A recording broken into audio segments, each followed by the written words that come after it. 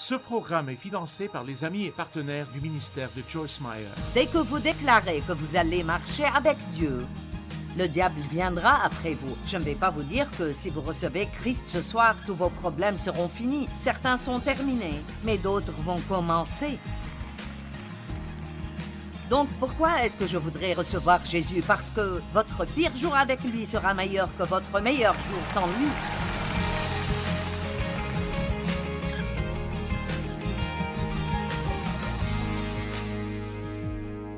Penser comme il faut peut vous activer et penser faussement peut vous arrêter.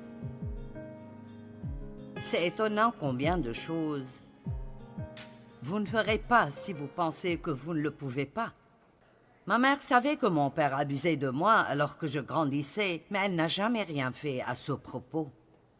Et 30 ans après que j'ai quitté la maison, elle a finalement trouvé le courage de me dire « Je suis désolée pour ce que ton père t'a fait. Je ne pensais pas que je pourrais faire face au scandale, ni pouvoir m'occuper de toi et de ton frère. » Donc, sa pensée erronée, son état d'esprit erroné a détruit beaucoup de vies.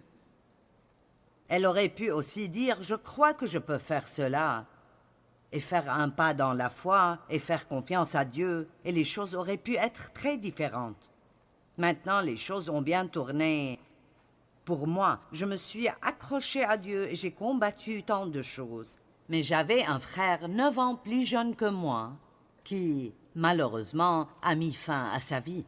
Et les choses auraient pu être très différentes pour lui, mais il n'a jamais dépassé cela et il a fini par prendre de la drogue quand il avait 17 ans et il n'a jamais pu s'en libérer. Donc c'est très important que nous réalisions combien nos pensées affectent nos actions, nos attitudes et nos émotions. Elles sont littéralement le précurseur de tout ce que nous faisons et tout ce que nous ne faisons pas. Maintenant, cet enseignement est pris de l'histoire des Israélites. Et la Bible le dit clairement dans Deutéronome chapitre 1 verset 2. Il y a seulement un voyage de 11 jours depuis Horeb par le chemin de la montagne de Séhir jusqu'à Kadès Barnéa, à la frontière de Canaan. Pourtant, il leur a fallu 40 ans. Pourquoi faudrait-il 40 ans pour que quelqu'un fasse un trajet de 11 jours? Est-ce que vous sentez que vous tournez autour de la même montagne depuis trop longtemps? Dans le verset 6 de ce même chapitre, Dieu a en fait parlé à travers Moïse et a dit « Vous avez assez demeuré dans cette montagne. » Et donc je veux dire à certains d'entre vous, vous êtes restés assez longtemps au même endroit. Vous vous apitoyez sur vous-même depuis trop longtemps. Vous blâmez quelqu'un d'autre depuis trop longtemps. Vous vous plaignez depuis trop longtemps. Allez, il faut faire des changements.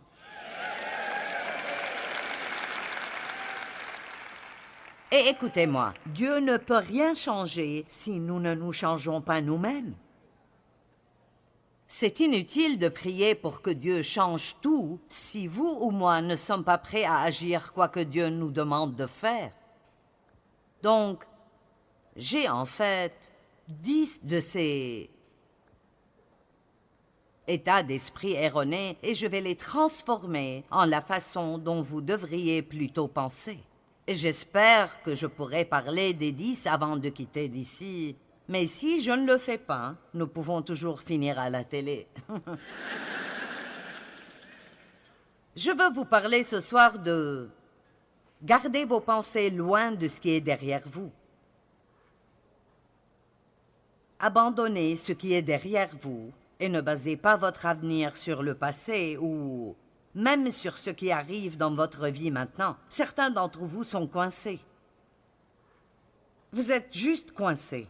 Vous êtes toujours au même endroit et vous tournez encore et encore autour de la même montagne jusqu'à creuser un fossé et vous ne sentez pas qu'il y a moyen pour vous de vous en sortir.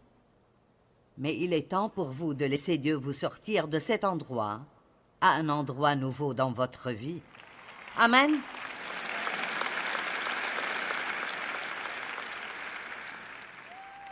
La Bible dit que Dieu a appelé les Israélites hors d'Égypte pour les faire entrer dans la terre promise. Je vous en ai sorti pour vous faire entrer. Dieu vous a sorti de quelque part pour vous faire entrer autre part de meilleur. Mais vous savez, vous devez abandonner les choses anciennes pour prendre les nouvelles en main. Amen. Parfois, nous sentons que nous sommes tirés dans deux directions parce que Dieu nous pousse vers l'avant et nous nous accrochons à ce qui est ici. Vous devez toujours abandonner quelque chose pour en obtenir une autre. Amen. Vous devez toujours laisser quelque chose pour arriver quelque part. Mais l'essentiel à propos de Dieu est que il sait ce qu'il fait, bien sûr, mais ce n'est pas très facile parce qu'il vous appelle hors de quelque chose avant de vous montrer où vous entrerez. Et donc la peur vient. Comme il a dit à Abraham, « Va-t'en de ton pays, dans le pays que je te montrerai. » Quelqu'un d'entre vous est comme ça maintenant? Vous avez abandonné une chose et maintenant vous sentez que vous êtes totalement confus et vous ne savez pas ce qui suit ou ce que vous allez faire? Vous savez quoi? Vous n'avez pas besoin de savoir parce que Dieu sait. Et tout ce qu'il veut entendre de notre part est « Je te fais confiance ». Pas « Pourquoi, Dieu, pourquoi ?» mais « Je te fais confiance ». Maintenant, notre pensée a beaucoup à voir avec combien nous sortons rapidement d'Égypte à travers le désert à la terre promise. Vous savez ce qu'est la terre promise? Je ne sais pas pour vous, mais après plusieurs années à l'église, je suis devenue si fatiguée d'entendre parler des promesses, mais de ne jamais sentir que je les possède vraiment. J'entendais parler de la liberté, mais je n'étais pas libre. J'entendais dire que Dieu voulait me bénir, mais financièrement, nous avions juste le strict nécessaire. Il ne nous restait rien. J'entendais parler de toutes ces choses et je les croyais ou je pensais que je les croyais, mais elles ne semblaient jamais arriver dans ma vie. Est-ce que quelqu'un ressent cela? Soyez honnête, vous êtes fatigué de toutes ces choses dont on parle à l'église. Et c'est bien quand vous y êtes, mais quand vous rentrez chez vous, vous avez toujours les mêmes problèmes et vous voulez juste posséder les promesses. Vous ne voulez pas juste entendre quelqu'un en parler, vous voulez les posséder. Eh bien, les Israélites voulaient posséder la terre promise, et c'était la terre dont ils disaient qu'elle était la terre du lait et du miel, c'est-à-dire toute bonne chose. Dieu veut que nous ayons toute bonne chose. La Bible dit que ce que l'œil n'a point vu, ce que l'oreille n'a point entendu, sont toutes ces bonnes choses que Dieu a préparées à l'avance pour ceux qui l'aiment.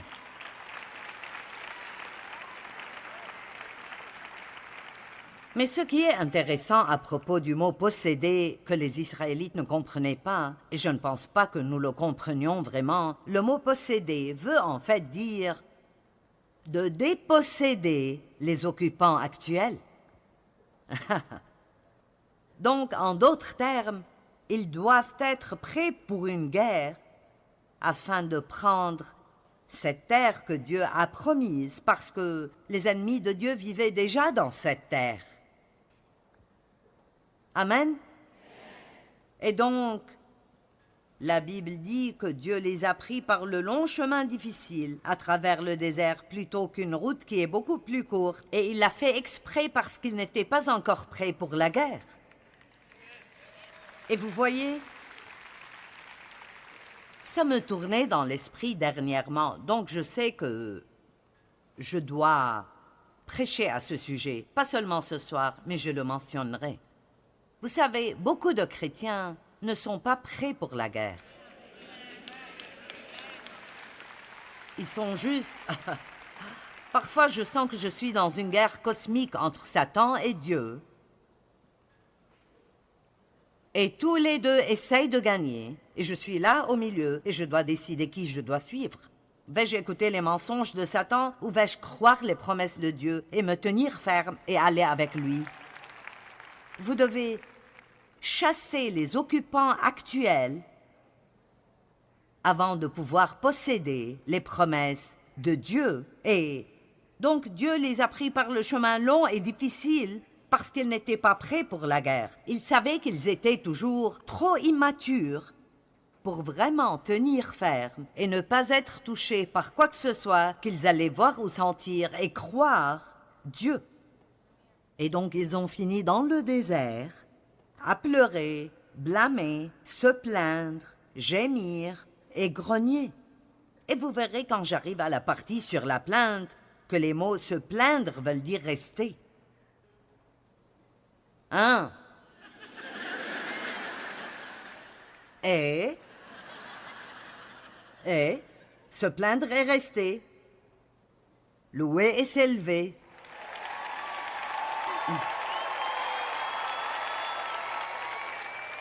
C'est ma propre citation spéciale. Plus nous nous plaignons, plus nous restons là où nous sommes. Et donc, ils ont erré là-bas pendant 40 ans, alors que ce n'était qu'un voyage de 11 jours, parce qu'ils avaient une mentalité erronée. Ils avaient une mauvaise attitude mentale. Ils ne savaient pas penser correctement. Alors, avant d'entrer dans les détails de ces différentes attitudes, parlons un moment de la pensée. Qui pourrait le supporter si je parlais un instant de la pensée? S'il te plaît, Joyce, parle-en. OK. Eh bien, Proverbe 23:7 dit que l'homme est comme les pensées de son âme. C'est une écriture très intéressante. Colossiens 3:1-2 dit « Si donc vous êtes ressuscités avec Christ, cherchez les choses d'en haut, où Christ est assis à la droite de Dieu. Affectionnez-vous aux choses d'en haut, ce qui signifie les bonnes choses, et non aux choses qui sont sur la terre. » Relisons-le. « Affectionnez-vous » et la Bible amplifiée dit « Affectionnez-vous et restez ferme. » Vous voyez? C'est facile de commencer un régime le dimanche après le dîner.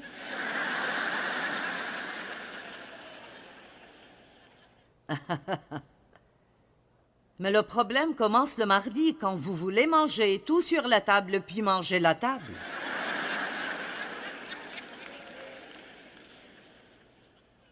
D'accord, je vais vous dire un secret, et vous n'aimerez pas cette partie. Si vous voulez avoir une vraie victoire, vous devrez être prêt à avoir un peu de peine.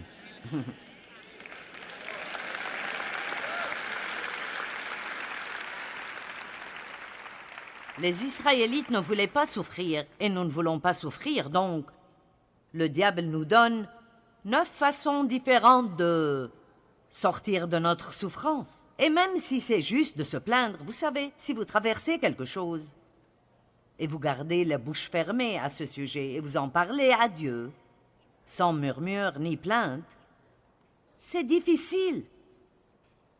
C'est comme s'il n'y avait pas de soupape de surpression pour la pression dans notre âme. Mais si nous pouvons dire à quelqu'un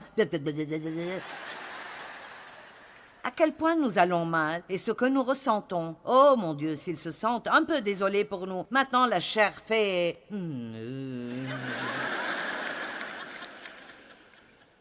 Vous prenez votre dose, puis vous tournez une nouvelle fois autour de la même montagne. Si vous êtes d'accord, c'est difficile quand vous êtes blessé de dire « Dieu, je veux juste passer à travers tout ça et en finir. Et donc je vais juste en parler à toi, sans grogner ni me plaindre. » Il y a toutes sortes de souffrances, mais je suis très inquiète parce qu'il me semble, et bien sûr ce n'est pas tout le monde, vous êtes nombreux à être très forts, et vous restez ferme et vous ne reculez pas. Et vous êtes des chrétiens matures, mais nous savons tous que la majorité des chrétiens ne sont pas comme ça. Et je pense que les gens deviennent de plus en plus faibles Et ils ne peuvent tout simplement pas supporter beaucoup avant d'être prêts à abandonner. Et si tu ne le fais pas aujourd'hui, Dieu, alors je me tire d'ici. Je ne peux pas supporter plus. Tout est trop difficile. Nous devons comprendre que vous devez être prêts pour la guerre.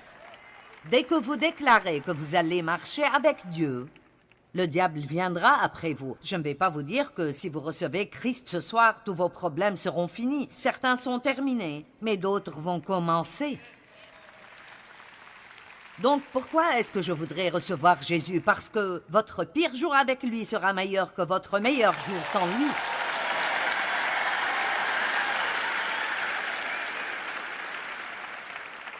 Parce que voici l'essentiel. Sans Christ, vous êtes coincé à l'endroit où vous êtes et votre vie n'est que misère jusqu'à ce que vous preniez votre dernier souffle. Et si vous n'avez pas reçu le Christ à votre mort, alors la véritable misère commencera. Oui, il y a un endroit appelé l'enfer. Nous n'en parlons pas assez non plus. Je ne peux pas rester là à regarder les gens aller en enfer. Amen.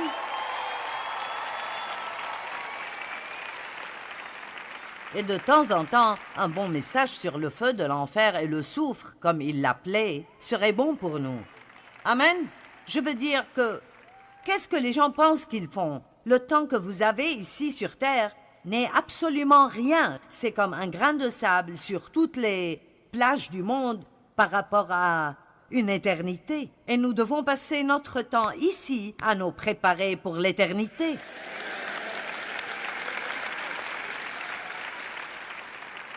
Et je vous dirai que, plus que tout, nous devons nous détourner de nous-mêmes, ne plus penser à nous-mêmes et penser à ce que nous pouvons faire pour quelqu'un d'autre. J'aime la chanson que Nathalie a chantée ce soir. Vous pouvez être un miracle. Tout le monde veut un miracle. Mais que diriez-vous d'être un miracle? Que diriez-vous d'en être un pour quelqu'un d'autre? Eh oui, si vous faites cela, vous mènerez une vie sacrificielle, mais vous serez si rempli et fécond à l'intérieur. Un désert peut être un lieu littéral, comme un désert, mais beaucoup de gens ont un désert dans leur âme. Tout est sec et stérile et peu importe ce qu'ils font, même les gens... Il y a beaucoup de chrétiens malheureux. Et vraiment, c'est un oxymoron. Les chrétiens devraient être les personnes les plus heureuses du monde, et pourtant ils ne le sont pas. Et c'est parce que nous oublions... Vraiment que l'ennemi nous poursuit tout le temps.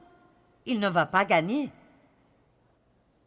Le but pour lequel Jésus est venu est de détruire les œuvres du méchant. Nous avons déjà la victoire, mais nous allons devoir défendre notre position et nous sommes plus que conquérants grâce à Jésus qui nous aime.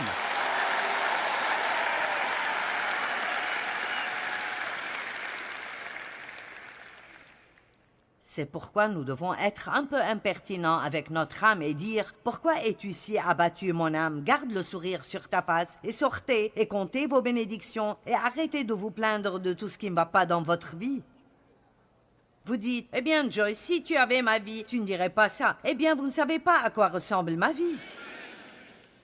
Vous ne savez pas.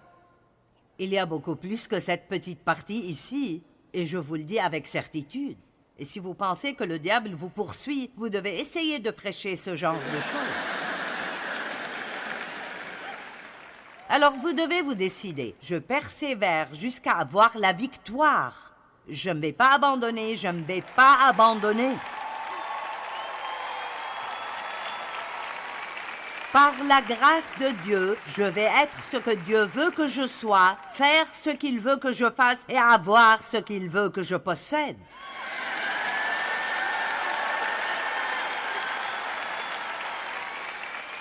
Et c'est pourquoi, peu importe ce qui vous est arrivé dans votre vie, avant ce moment, ici, maintenant, si vous n'aimez pas les mauvaises choses, vous devez les lâcher.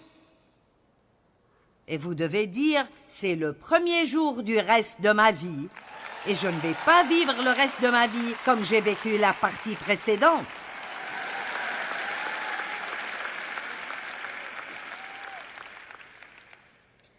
Les mentalités sont une chose intéressante. Nous nous amenons parfois nous-mêmes une mauvaise journée. Ne prenez pas cela de la mauvaise façon, parce que je sais que l'anniversaire de la mort d'un être cher peut être douloureux pour les gens, mais ma tante, qui est partie chez le Seigneur, elle, chaque année, je veux dire, c'était près de 15 à 20 ans après le décès de mon oncle, et il était chrétien, il est allé au paradis, elle planifiait de passer une mauvaise journée ce jour-là. Elle me disait 2 semaines avant, maintenant tu sais, chérie, dans quelques jours, ce sera le jour où l'oncle Marvin est mort, et ce sera un jour difficile pour moi. Eh bien, je comprends que de telles choses peuvent être difficiles, mais je comprends aussi que un peu de pensée convenable peut changer cela. Amen? Qui est d'accord que parfois nous nous préparons à une catastrophe avec nos propres pensées? D'accord. Donc Dave, comment serait-ce pour toi si tu ne pourrais plus jamais jouer au golf? Et il a dit, j'ai déjà pensé à ça. Et j'ai décidé que je serais simplement heureux de toute façon. La plupart des gens diraient « Oh, je ne sais pas ce que je ferais si je ne peux pas jouer au golf, mon Dieu, oh. » Mais lui, il a dit « J'ai décidé, je vivrai heureux. » Certains d'entre vous ont besoin de prendre ce petit conseil sur place. Et au lieu de décider que vous ne pouvez pas être heureux si votre situation ne change pas, allez, dès que vous dites « Je ne peux pas être heureux si cela ne change pas », vous avez jeté l'éponge devant le diable. Et il augmentera la température. Vous vous souvenez des gars dans la fournaise? Le four a été chauffé 7 fois, plus qu'auparavant. Dès que vous dites « Si cela ne change pas, je ne peux pas être heureux », l'ennemi viendra contre vous pour vous rendre malheureux. Mais si vous dites « Si rien ne change jamais, je serai quand même heureux », hein? Et si vous dites « Si rien ne change jamais, je serai quand même heureux », parce que ma joie n'est pas dans mes circonstances, elle est dans le Seigneur. Ça peut être très difficile pour la pensée de continuer à aller dans la bonne direction tout le temps. C'est important de savoir que Dieu nous a équipés pour grandir et maintenir le bon état d'esprit. Il nous aidera à le faire. Choisir les bonnes pensées déterminera les bonnes choses qui se passent dans nos vies. Une pensée juste produit une vie juste.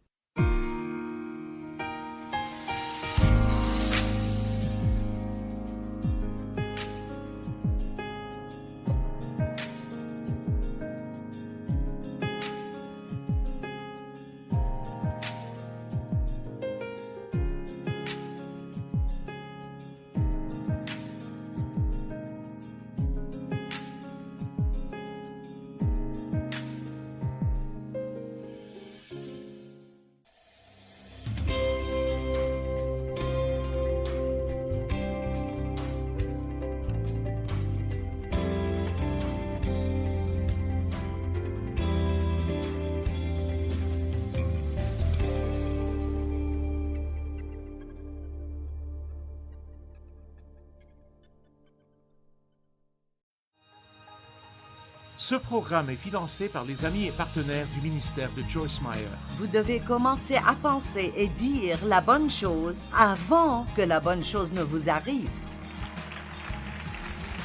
Une fois de plus, vous devez être prêt à dire et penser la bonne chose avant que la bonne chose ne commence à vous arriver.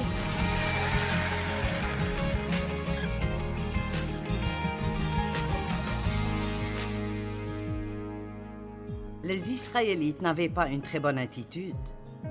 Donc, parlons une minute à propos de certaines des mauvaises pensées et des attitudes qu'ils avaient.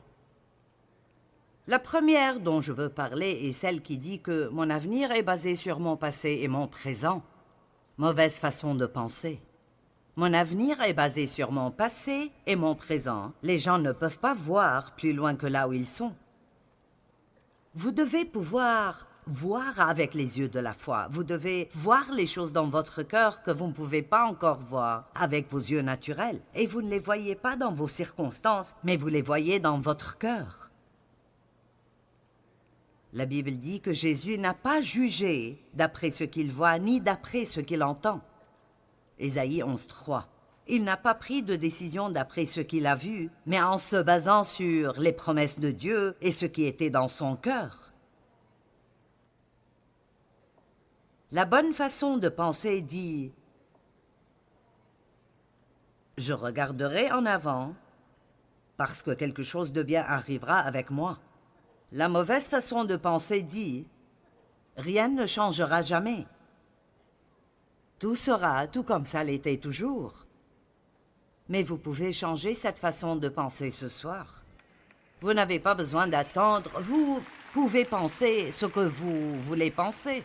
Vous n'avez pas besoin de penser à tout ce qui vous passe par la tête. C'est pour cela que nous avons ce livre pour nous dire ce qui est bon et ce qui est mauvais. Et donc, quand vous aurez une pensée disant « c'est trop tard pour vous », ce n'est pas une pensée que vous trouverez dans ce livre. Ou la prochaine fois où vous avez la pensée « tu n'es pas bon », tout ce que tu es n'est qu'un désastre, tu ne fais jamais rien comme il faut, eh bien c'est un mensonge. Parce que la Bible dit que vous êtes précieux, vous êtes spéciaux, vous êtes créés à son image. Il a un bon plan pour vous. Allez!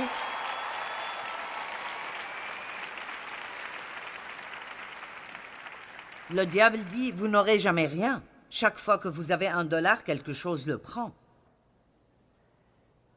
Vous n'aurez jamais votre propre maison, vous n'aurez jamais une nouvelle voiture. Vous dites, eh bien, c'est un mensonge. Parce que la Bible dit que Dieu se réjouit de ma prospérité. Amen. Et vous devez commencer à penser et à dire les bonnes choses avant que les bonnes choses ne vous arrivent. Je vais répéter ça. Vous devez commencer à penser et dire la bonne chose avant que la bonne chose ne vous arrive. Une fois de plus. Vous devez être prêt à dire et penser la bonne chose avant que la bonne chose ne commence à vous arriver. Vous appelez ces choses à l'existence bien qu'elles n'existent pas. Romains 4:17 dit que nous servons un Dieu qui appelle à l'existence ce qui n'existe pas. Donc si Dieu peut le faire, ça va si nous le faisons. J'aime ce que David a dit dans le psaume 27. « Oh, si je n'avais pas l'assurance d'expérimenter la bonté de l'Éternel au pays des vivants. » Je suis heureuse qu'ils ne disent pas « Oh, si je n'avais pas cru que je verrais de bonnes choses arriver quand j'irai au ciel. » Nous allons voir de bonnes choses quand nous irons au ciel, mais nous n'avons pas à attendre jusqu'alors. Il a dit « J'ai l'assurance d'expérimenter la bonté de l'Éternel au pays des vivants. » Je vais voir de bonnes choses alors que je vis toujours. Je vais voir mes enfants avoir une bonne vie et je pourrai les regarder en jouir.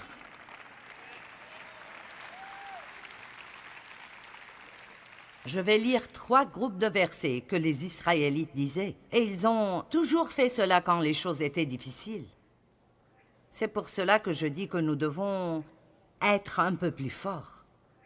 Nous devons être prêts pour les temps difficiles et ne pas nous décourager quand les choses ne vont pas comme nous voudrions qu'elles aillent. J'ai entendu quelqu'un dire qu'aujourd'hui, si un adolescent est insulté par une autre personne à l'école, il pense qu'il est harcelé. Maintenant, il y a du véritable harcèlement qui arrive et c'est mauvais, mais à chaque fois que quelqu'un vous vexe, il y avait des gens à l'école qui ne m'aimaient pas. Il y avait des gens qui parlaient de moi. J'ai survécu. Allez.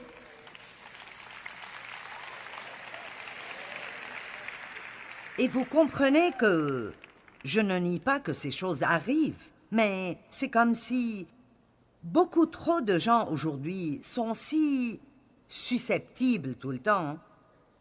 Ils se plaignent et murmurent constamment concernant ce qu'ils méritent et ce qu'ils devraient avoir. Mais voici l'essentiel. Nous méritons de mourir et d'aller en enfer. Nous ne méritons rien sans la grâce et la miséricorde de Dieu.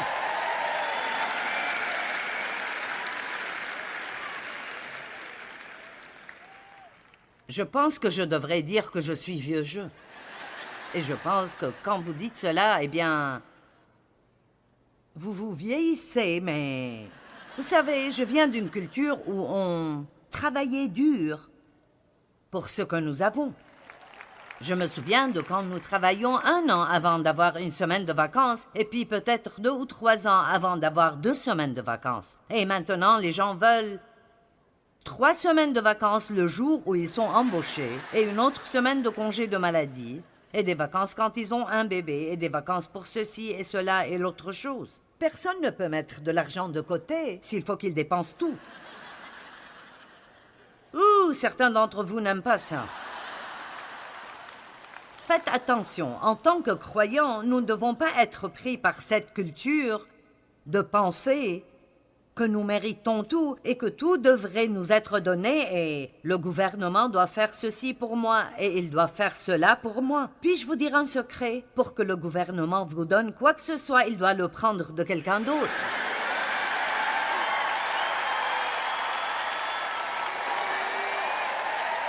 Ils n'ont pas leur propre argent, ils ont le vôtre et le mien.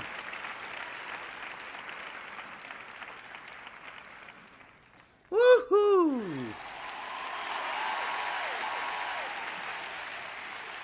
Amen? J'ai regardé un enseignement d'une fille qui a eu une embolie et qui a une chaise roulante et elle est toujours en train de servir les gens. Un côté de son visage est toujours paralysé et elle a enseigné sur la bonne vie difficile. Et elle a dit, les gens pensent, soit elle est bonne, soit elle est difficile. Mais la vie peut être bonne et difficile.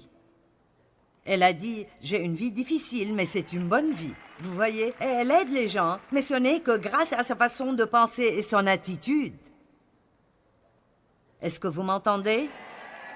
Beaucoup de gens pensent que la vie est dure pour eux. Eh bien, je ne peux aider personne d'autre, j'ai mes propres problèmes. C'est là que vous devez aider d'autres personnes, quand vous avez vos propres problèmes. Je pense que c'est dans Ecclésiaste, il est écrit « Celui qui prête trop attention au vent ne s'aimera jamais. »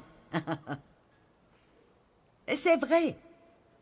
Nous allons toujours augmenter nos dons quand, et nous allons... J'aime quand les gens disent « Eh bien, Joyce, je te le dis, si j'avais $1 million, je te les donnerais. » Eh bien, vous ne le feriez pas. Si vous ne me donnez pas 2 des 5 que vous avez, alors vous n'allez pas... Nous le ferons toujours plus tard, une autre fois. Et vous savez ce que nous attendons? Nous attendons un temps où nous aurons tant d'abondance que nous pourrions donner sans que ça importe. Eh bien, Dieu veut que nous fassions les choses de manière sacrificielle. J'ai enseigné la parole de Dieu pendant des années avant d'être payé pour cela. Et j'ai quitté un emploi à temps plein pour faire ce que je fais. Et je gagnais plus d'argent que Dave en ce temps et on me payait toute mon essence et j'étais dans la gestion de la compagnie et Dieu m'a appelé à prêcher la parole et je ne la connaissais pas, je devais l'étudier. Et donc j'ai senti...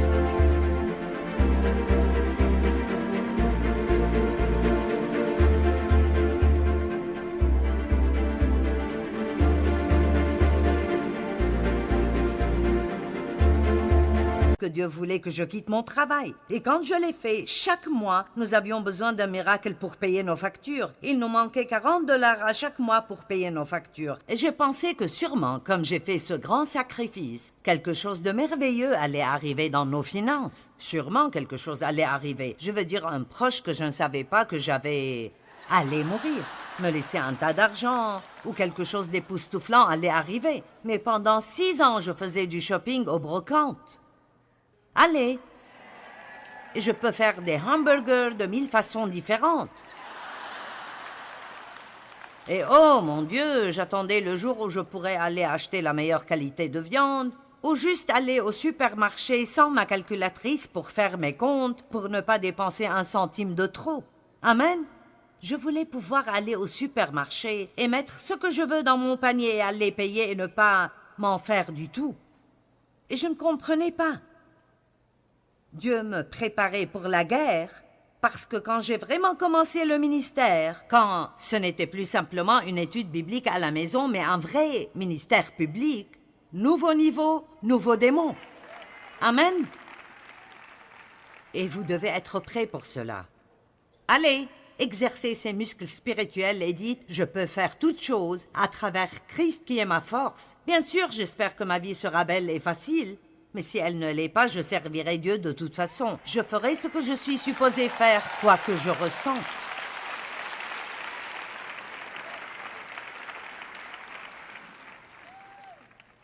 Donc, l'attitude des Israélites. Je n'avance pas beaucoup dans mon sujet, n'est-ce pas?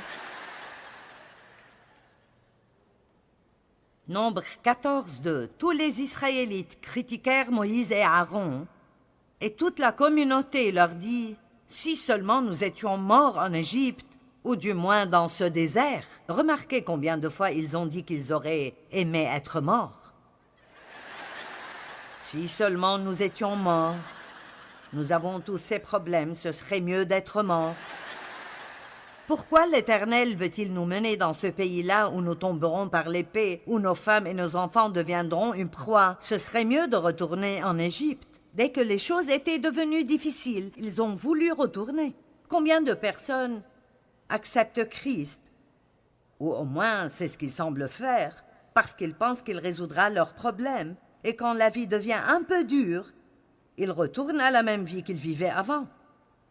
Ce n'est pas ce que vous voulez faire. Vous devez vous tenir ferme jusqu'à ce que vous sortiez de ces endroits sombres dans la lumière et dans la victoire.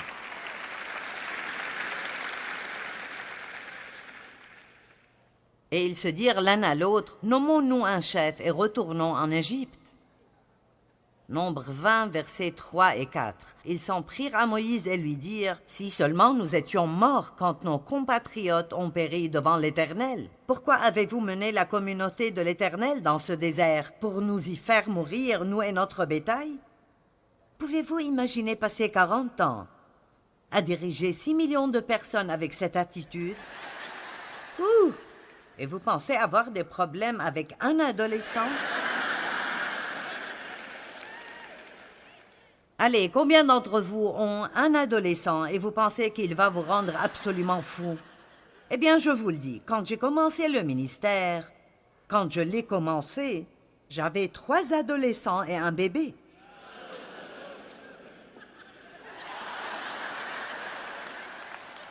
Oui, ouh.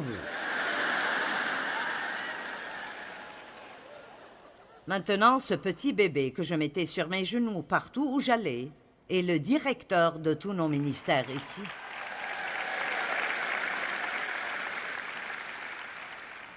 Et il m'a presque rendue folle. Les Israélites quittèrent la montagne de Hor par la route de la mer des roseaux pour contourner le pays d'Édom. En cours de route, le peuple se découragea. Ils se mirent à parler contre Dieu et contre Moïse. « Vous nous avez fait sortir d'Égypte pour nous faire mourir dans le désert, car il n'y a ni pain ni eau et nous sommes dégoûtés de cette nourriture de misère. Cette nourriture que tu fais pleuvoir miraculeusement du ciel chaque jour. Nous détestons ces miracles. Nous voulons de nouveaux miracles. » Nous nous fatiguons même des miracles, n'est-ce pas? Je me souviens d'avoir dit au Seigneur une fois... Je ne comprends pas pourquoi tu ne fais plus les choses que tu faisais quand j'ai commencé à marcher avec toi. J'ai vu tant de choses merveilleuses arriver. Je pouvais juste avoir besoin d'entendre de Dieu et prendre ma Bible et...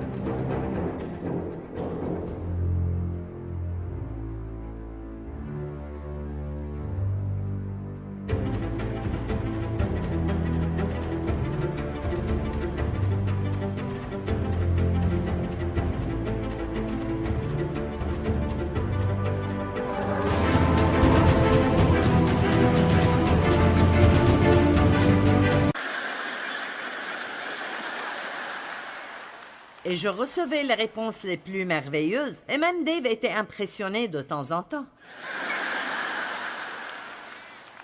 Mais ceci ne dure pas pour toujours. Qu'est-ce qui arrive si vous dites « Dieu, j'ai besoin que tu me montres ce qui ne va pas. » Malheur à toi, misérable pécheur. Oh, attendez.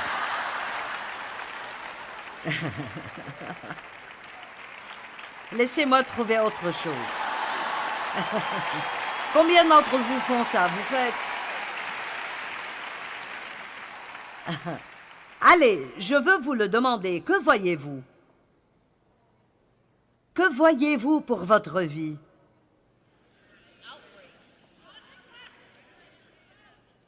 Est-ce que vous voyez de bonnes choses? Pouvez-vous fermer les yeux et voir de bonnes choses? Quand vous vous couchez le soir, pouvez-vous utiliser votre imagination sainte pour vous voir obtenir cette promotion au travail ou obtenir ce meilleur travail ou voir vos adolescents accepter Christ ou quoi que ce soit dont vous avez besoin? Vous savez, Abraham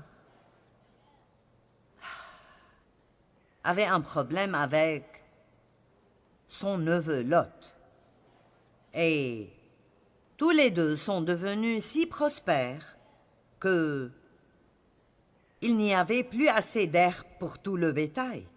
Et donc, ceci est dans Genèse 13. Et Abraham connaissait les dangers des disputes. Et donc, il est allé vers Lot et a dit qu'il n'y ait donc pas de dispute entre nous. Choisis la partie de la vallée qui te convient et je prendrai ce qui reste. Maintenant, combien de personnes feraient cela? Parce qu'en fait, il n'était même pas obligé de prendre Lot avec lui quand Dieu l'a envoyé. Et il l'a inclus par la miséricorde. Et maintenant, il se dispute. Et donc, il dit, « Écoute, prends la partie que tu veux, je prendrai ce qui reste. » Donc, Lot a pris la meilleure partie de la vallée du Jourdain et Abraham a pris ce qui restait. Mais je veux vous montrer ce que Dieu a dit à Abraham dans Genèse 13, 14 à 17. L'Éternel dit à Abraham, après que Lot se fut séparé de lui.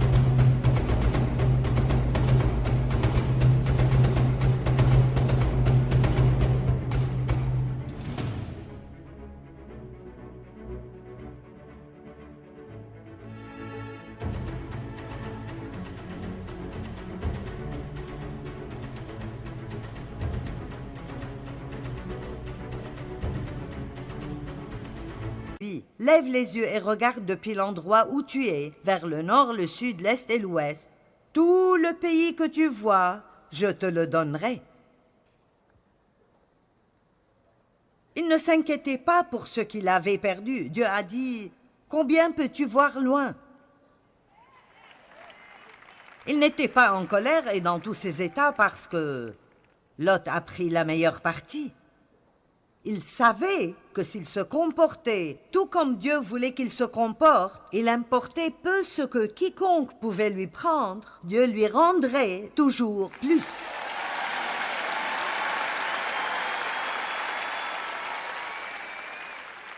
Je veux m'assurer que vous comprenez ce que j'ai dit, parce que certains d'entre vous vivent avec un cœur plein d'amertume. Et vous êtes en colère parce que vous n'avez pas eu ce que vous pensiez que vous méritez, ou votre patron ou vos amis vous ont maltraité, votre époux ne vous a pas bien traité, et vous vous sentez juste bloqué et vous sentez que votre âme est comme un désert.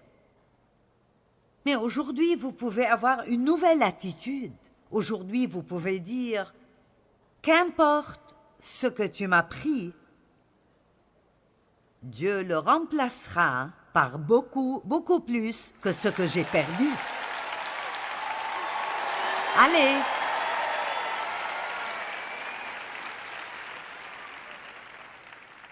Et puis Dieu vous dira, que pouvez-vous voir?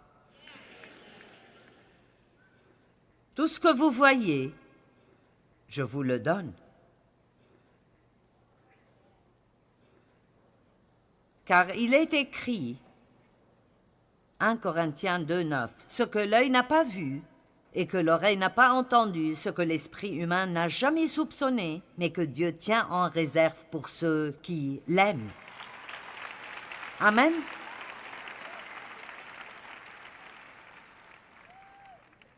Et puis un dernier verset, 1 Corinthiens 2,9. Je veux dire Éphésiens 2,10. J'aime ceci. Nous sommes créés pour de bonnes œuvres et une bonne vie que Dieu a préparée à l'avance. Il est écrit, car nous sommes son ouvrage par Jésus-Christ, créés et régénérés par lui pour une vie riche d'œuvres bonnes qu'il a préparées à l'avance pour nous, des chemins qu'il a préparés afin que nous les accomplissions et que nous vivions la bonne vie qu'il a préparée à l'avance pour que nous la vivions.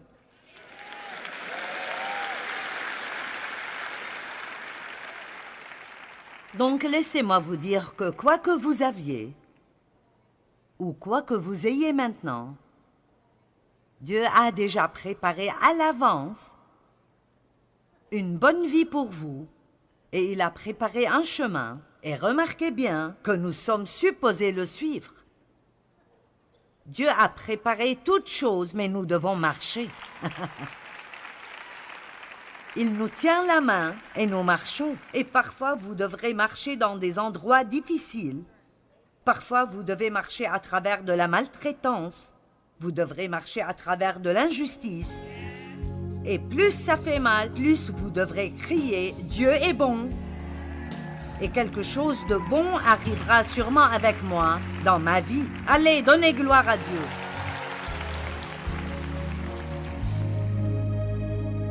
Ça peut être très difficile pour la pensée de continuer à aller dans la bonne direction tout le temps. C'est important de savoir que Dieu nous a équipés pour grandir et maintenir le bon état d'esprit. Il nous aidera à le faire.